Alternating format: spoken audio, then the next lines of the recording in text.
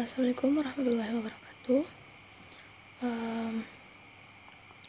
Kami dari kelompok 7 akan mempresentasikan mengenai materi investasi dalam sekuritas, ekuitas, dan hutang. Pertama, saya akan menjelaskan mengenai definisi investasi. Investasi menurut PSAK adalah suatu aktiva yang digunakan perusahaan untuk pertumbuhan kekayaan atau erection of wealth melalui distribusi hasil investasi seperti bunga, royalti, dividen, dan uang sewa untuk apresiasi nilai investasi atau untuk manfaat lain bagi perusahaan yang berinvestasi seperti manfaat yang diperoleh melalui hubungan perdagangan. Investasi dapat juga dianggap sebagai pemanfaatan surplus kas untuk memperoleh pendapatan dalam rangka panjang dan memanfaatkan dana yang belum digunakan untuk investasi jangka pendek dalam rangka manajemen kas. Pelaksanaan akuntansi untuk investasi dalam laporan keuangan beserta pengungkapannya diatur dalam PSAK 13. Ada juga beberapa ahli yang mengungkapkan pendapatnya mengenai definisi investasi. Yang pertama, menurut Mulyadi, investasi adalah pengaitan sumber-sumber dalam jangka panjang untuk mendapatkan hasil laba di masa yang akan datang. Selanjutnya, menurut Sudono Sikirno, investasi diartikan ialah sebagai pengeluaran atau pembelanjaan penanam suatu modal atau perusahaan untuk membeli barang-barang modal dan juga perlengkapan produksi untuk menambah kemampuan memproduksi barang-barang dan juga jasa-jasa yang tersedia dalam perekonomian. Selanjutnya, menurut Henry Simamura, investasi ialah suatu aktiva yang digunakan oleh perusahaan untuk menambah atau pertumbuhan kekayaan melalui distribusi hasil investasi seperti bunga, royalti, dividen, pendapatan sewa, dan lain-lain. Untuk apresiasi nilai investasi atau juga untuk manfaat lain bagi perusahaan yang berinvestasi yang seperti manfaat yang diperoleh melalui hubungan dagang. Selanjutnya, hubungan investasi.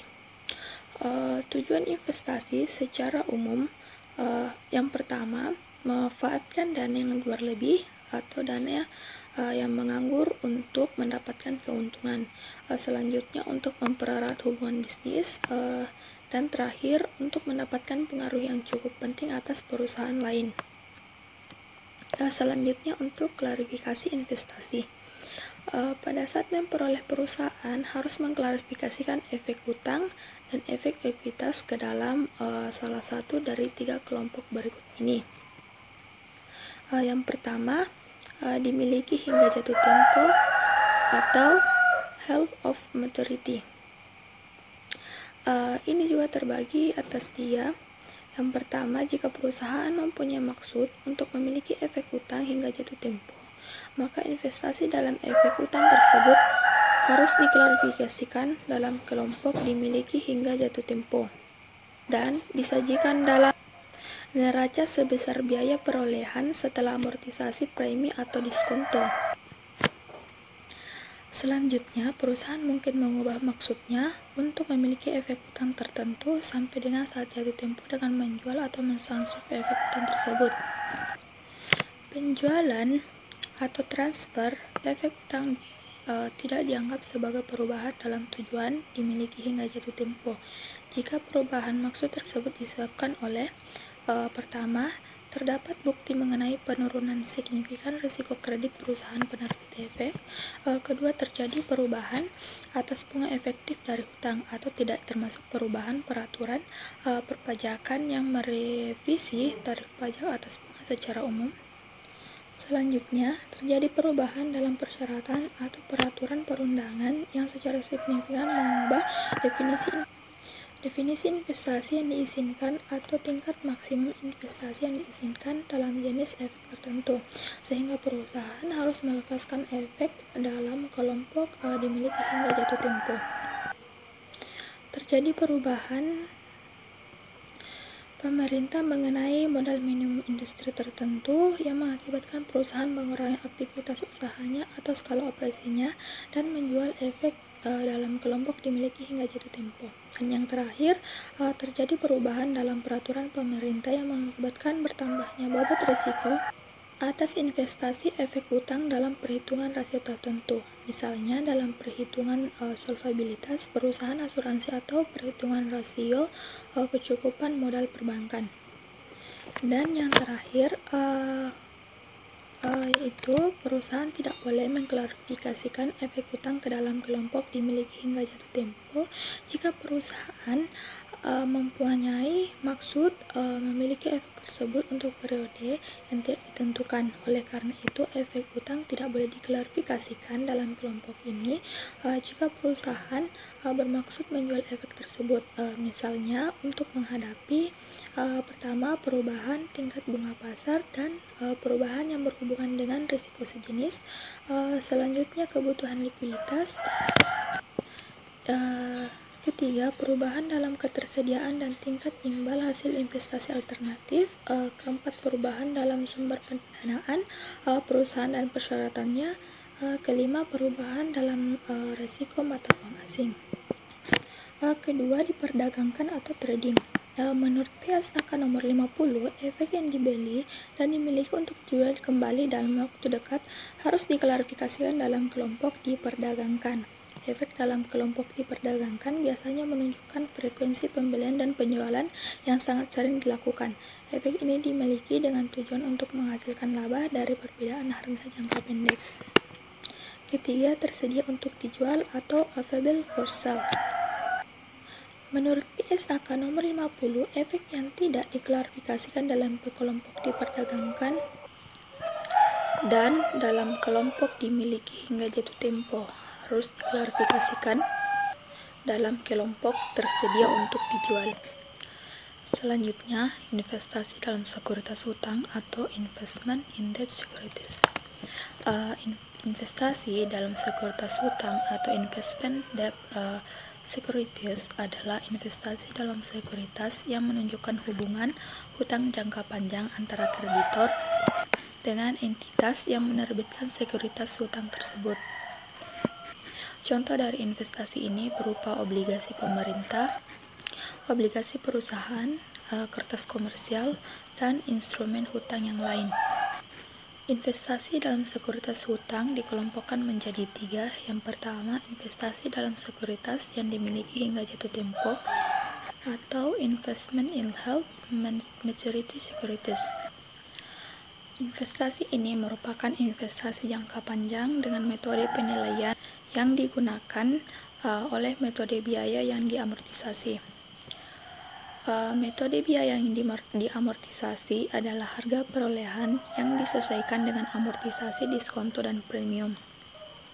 Investasi dalam sekuritas hutang dikelompokkan sebagai sekuritas yang dimiliki hingga jatuh tempo jika memenuhi kriteria sebagai berikut. Pertama, perusahaan tidak diperkenankan mengklarifikasikan sekuritas hutang sebagai sekuritas yang dimiliki hingga jatuh tempo jika berniat untuk memiliki sekuritas tersebut selama periode yang tidak terbatas. 2. Mempunyai kemampuan untuk memiliki sekuritas hutang tersebut sampai tanggal jatuh tempo. Selanjutnya, untuk membeli sekuritas obligasi tersebut pada tanggal pembayaran bunga. Pada tanggal 1 Januari 2006, perusahaan membeli obligasi yang diterbitkan oleh perusahaan lain.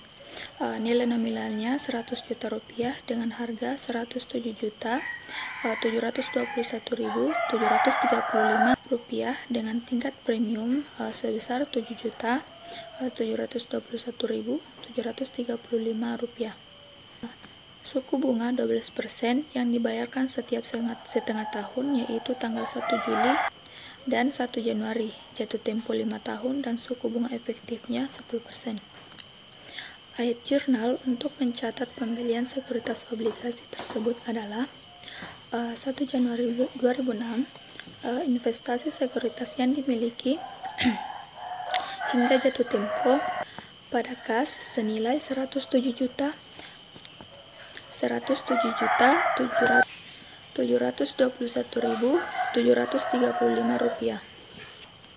Perusahaan mengamortisasi premium obligasi tersebut dengan menggunakan metode bunga efektif. Tabel amortisasi premiumnya yaitu terdiri dari 7 baris dan 11 kolom, di mana dimulai pada tanggal 1 Januari 2006 sampai 5 tahun ke depan, yaitu pada tanggal 1 Januari 2011. Kolom pertama berisi tahun itu dimulai pada tanggal 1 Januari 2006 sampai 1 Januari 2011. Terus untuk periode dimulai pada 1 periode sampai 10 periode. Selanjutnya bunga yang diterima 12% dikali 6 dibagi 12 dikali nilai buku senilai 100 juta rupiah, mendapatkan nilai 6 juta.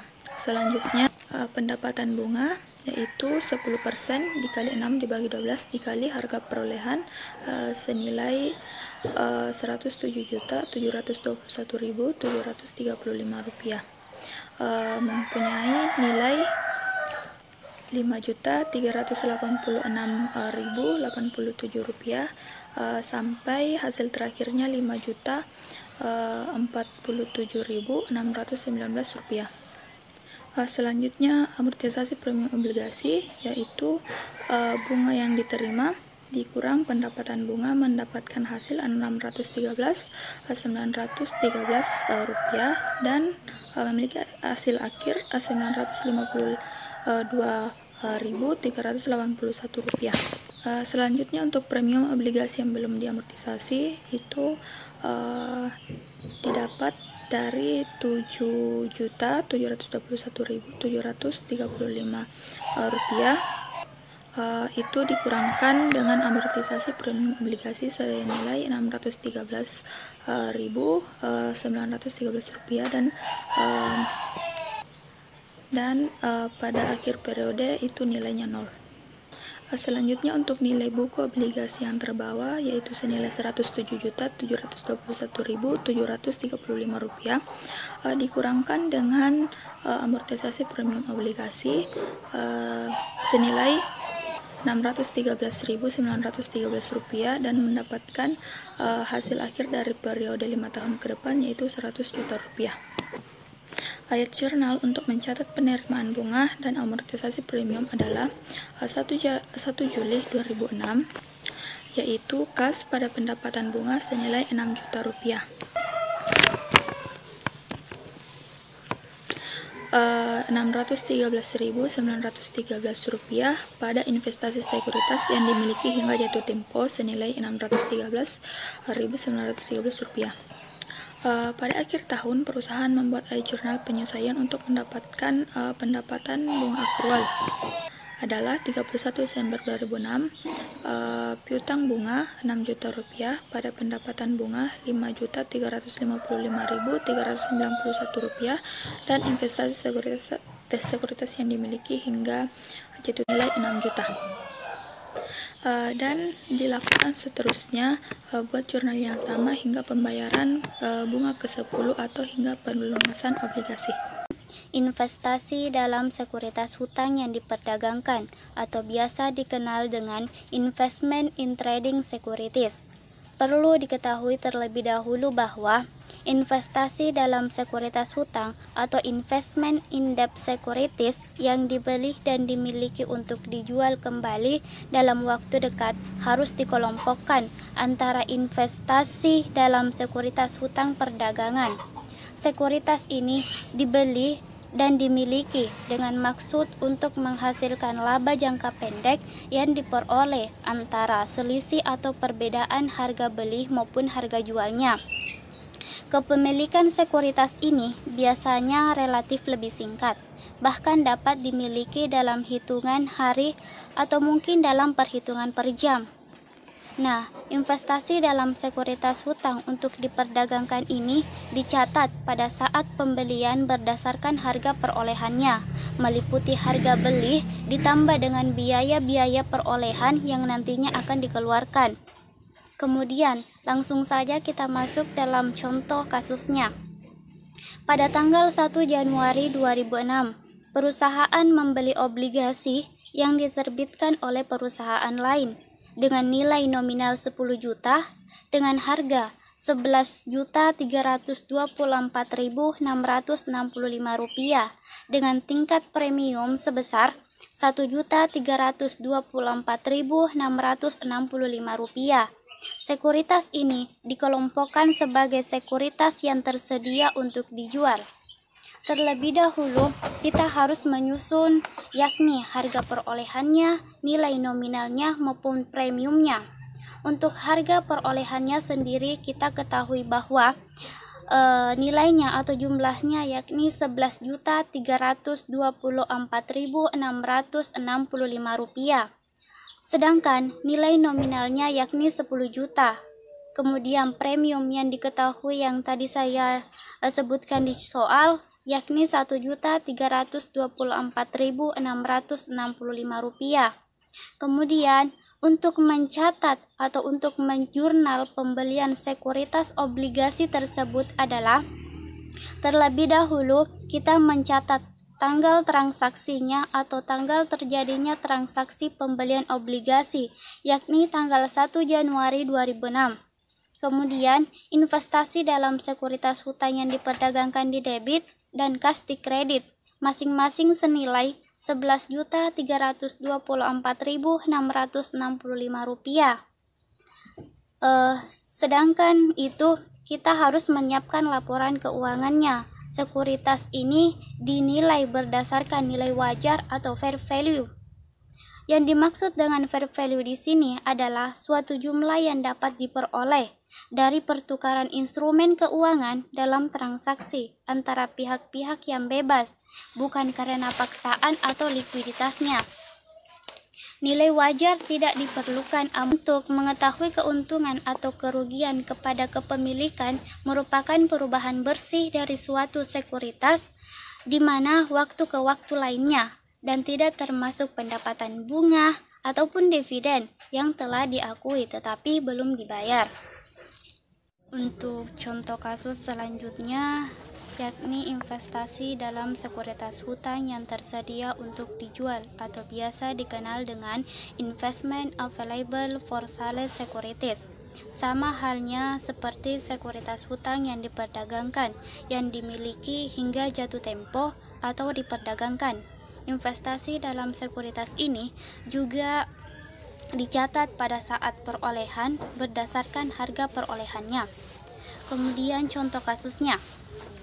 Pada tanggal 1 Januari 2006, perusahaan membeli obligasi yang diterbitkan oleh perusahaan lain dengan nilai nominal 10 juta dengan harga perolehan Rp10.811.90 dengan tingkat premium sebesar Rp811.90 dengan suku bunga 10% yang dibayarkan setiap setengah tahun, yaitu tanggal 1 Juli dan 1 Januari.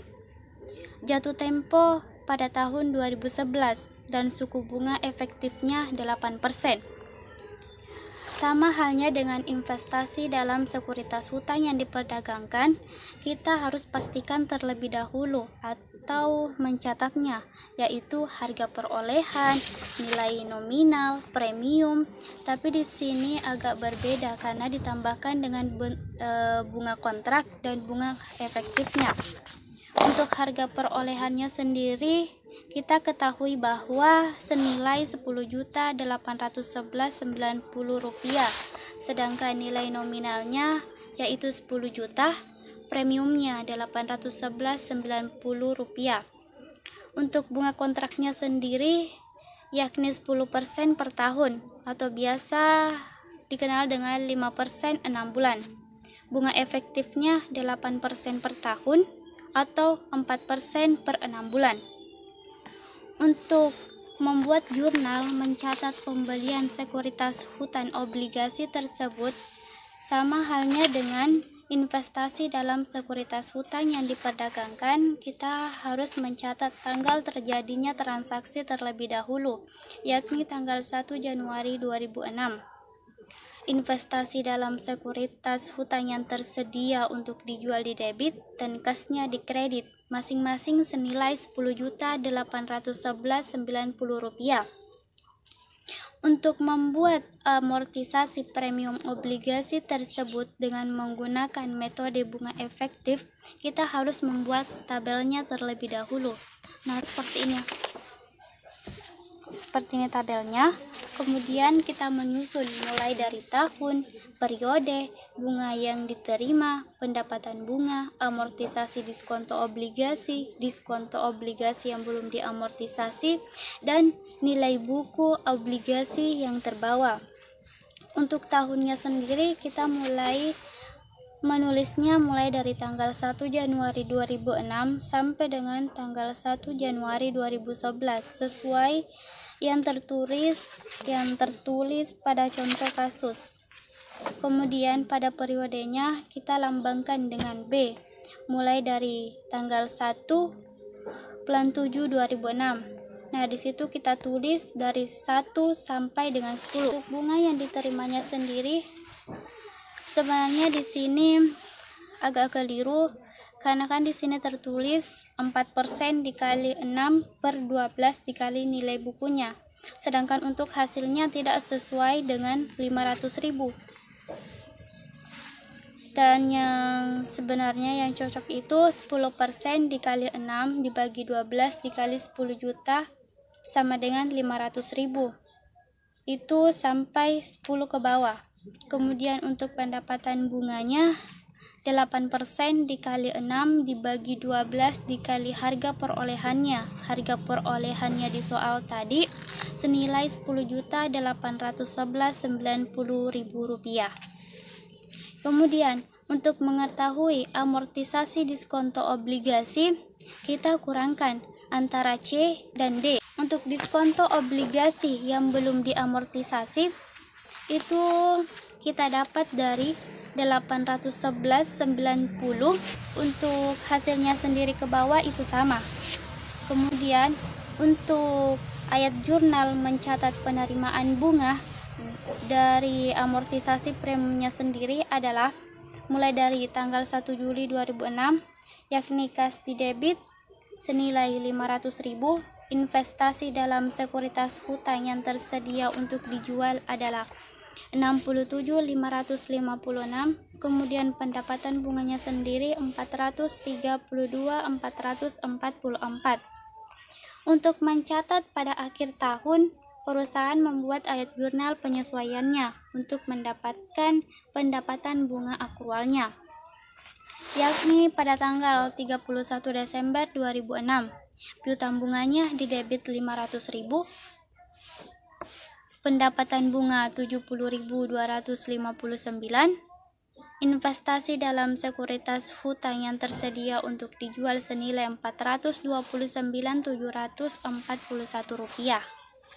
Untuk selanjutnya pada tanggal 1 Januari 2007 dicatat penerimaan bunga setengah tahun kedua, yaitu 1 Januari 2007. Kas dan kasnya di debit, piutangnya di kredit, masing-masing senilai 500.000. Investasi dalam sekuritas ini dilaporkan di neraca berdasarkan nilai wajarnya. Assalamualaikum warahmatullahi wabarakatuh. Perkenalkan, nama saya Imam Kurniawan dari kelompok 7. Ingin menjelaskan mengenai penjualan sekuritas yang tersedia untuk dijual.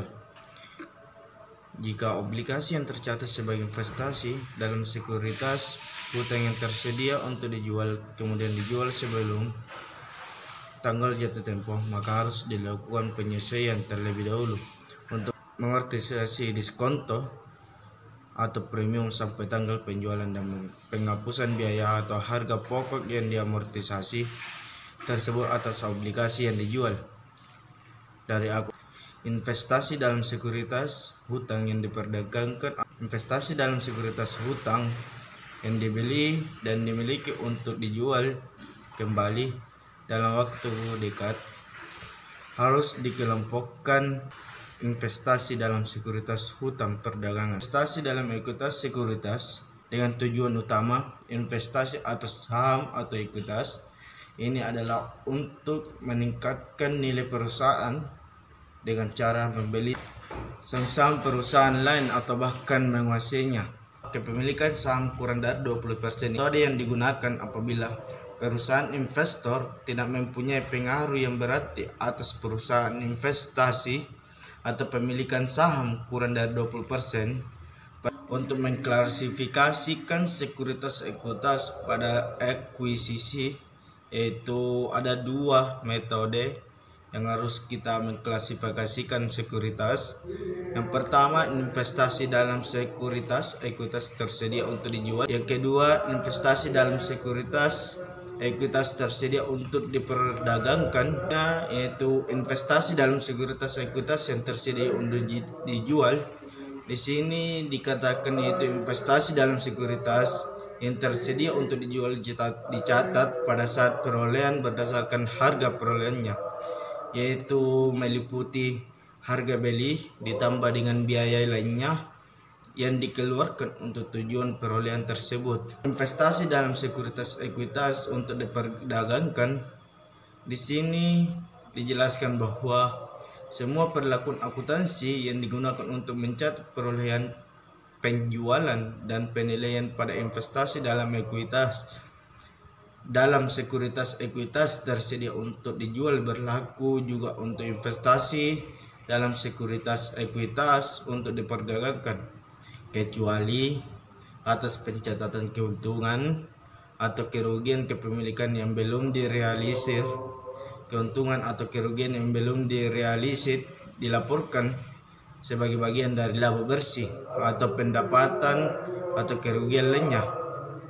Pemilikan saham antara 20% sampai 50% dijelaskan bahwa apabila investor memiliki saham perusahaan investasi berkisar 20% sampai 50%, dianggap bahwa pemegang saham tidak mempunyai hak kendali tetapi mempunyai pengaruh yang cukup penting atau signifikan terhadap kebijakan operasional maupun finansial. Investasi saham biasanya disebabkan karena terjadinya perubahan presentasi saham oleh perusahaan investor. Perubahan presentasi ini dapat disebabkan karena pembelian atau penjualan saham oleh perusahaan investor atau karena investasi menerbitkan kembali saham yang baru atau menebus kembali saham-saham yang beredar. Perubahan dari metode ekuitas menjadi metode nilai wajar. Jika suatu investasi jangka panjang dalam ekuitas atau saham yang semula dicatat dengan menggunakan metode ekuitas dan suatu saat keadaan memaksanya itu harus merubah metode akuntansinya itu menjadi metode nilai wajar, maka atas perubahan ini tidak memerlukan penyesuaian pada akun investasinya untuk menerapkan metode nilai wajar. Sejak tanggal perubahan metode ini, maka selanjutnya tidak memerlukan penyesuaian terhadap perubahan ekuitas perusahaan investasi. Begitu juga dengan penyusutan dan amortisasi. Nilai aktiva yang dinilai terlalu rendah atau aktiva yang tidak tercatat itu tidak perlu penyesuaian lagi. Demikian juga dividen yang diterima itu dicatat sebagai pendapatan dan bukan sebagai pengurang investasi. Perubahan dari metode nilai wajar menjadi metode nilai ekuitas. Jika suatu investasi dalam saham jangka panjang, saham semula itu dicatat dengan menggunakan metode nilai wajar, kemudian beralih menjadi metode nilai ekuitas, maka memerlukan penyesuaian yang berlaku surut untuk tahun-tahun sebelumnya. Kelebihan dan kekayaan yang seharusnya dilaporkan berdasarkan metode kekayaan. Kemudian pemilikan saham itu lebih dari 50%. Bila perusahaan investor memiliki dan menguasai saham perusahaan investasi lebih dari 5% atau bahkan 100%, maka perusahaan investor dapat sepenuhnya mengendalikan perusahaan investasi dari berbagai kebijakan. Sebagai sebagai investasi jangka panjang. Dalam hal ini, perusahaan efek dan perusahaan investasi itu disebut sebagai perusahaan anak. Tetapi, bila ditinjau dari segi ekonomisnya itu, kedua entitas tersebut dapat dianggap sebagai kesatuan ekonomis yang disebut dengan perusahaan kelompok. Menurunkan nilai sekuritas. Menurut PSAK nomor 50, untuk sekuritas hutang maupun ekuitas individual dalam kelompok tersedia untuk dijual atau dimiliki hingga jatuh tempo. Perusahaan harus menentukan apakah penurunan nilai wajar berada di bawah nilai perolehan merupakan penurunan nilai wajar, dan jika penurunan nilai wajar dinilai sebagai penurunan permanen, maka biaya perolehan efek secara individual itu harus diturunkan sehingga sebesar nilai sewajarnya, dan jumlah penurunan nilai wajar tersebut harus diakui dalam laporan laba rugi sebagai rugi yang telah direalisasi. Biaya perolehan yang baru ini tidak boleh dirubah kembali.